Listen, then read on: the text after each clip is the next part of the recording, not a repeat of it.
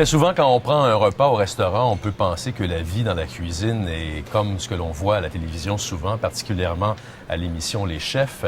Mais la réalité du métier, vous allez le voir, est tout autre. Mathieu Dion.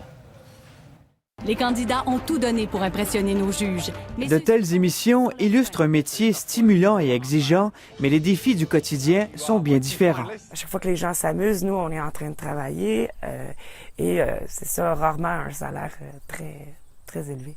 Cette cuisinière de formation réservera dorénavant sa passion pour son jardin et sa cuisine, elle qui a œuvré dans de nombreux restaurants en carrière, dont le réputé Toqué.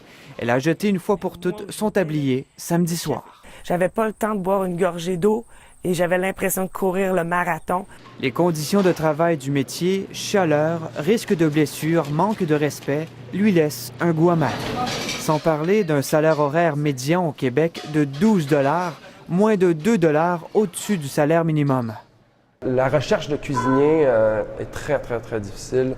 Copropriétaire de 2 bistrots à Montréal, Dominique Laflamme a dû s'ajuster. Quand tu trouves quelqu'un de bien, tu trouves les moyens de le garder.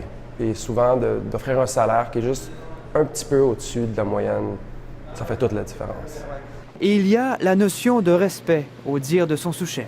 Je pense qu'on est un peu mieux considéré ici. Déjà, on a le droit de parole et surtout le droit d'écoute. Une considération du métier qu'on ne trouve pas partout. Entre 15 et 20 % de restaurateurs qui vont vous dire « Monsieur, avez-vous un diplôme avant que je vous embauche? » Et ça, c'est un drame. Le cuisinier Jean-Paul Grappe a milité longtemps pour une reconnaissance professionnelle qui rehausserait le statut du métier. Les 1300 diplômes décernés chaque année au Québec ne servent, selon lui, à rien. Le gouvernement dépense beaucoup d'argent dans les écoles pour former et malheureusement, après 5 années où ils sont sur le marché du travail, il en reste à peu près 8 %.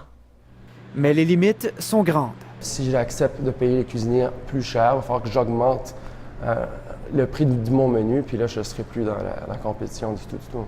Ce qu'il reste alors pour maintenir une industrie à bout de bras, C'est encore l'amour de la cuisine, le respect des produits. une passion qui ne se perd jamais. Ici Mathieu Dion, Radio-Canada, Montréal.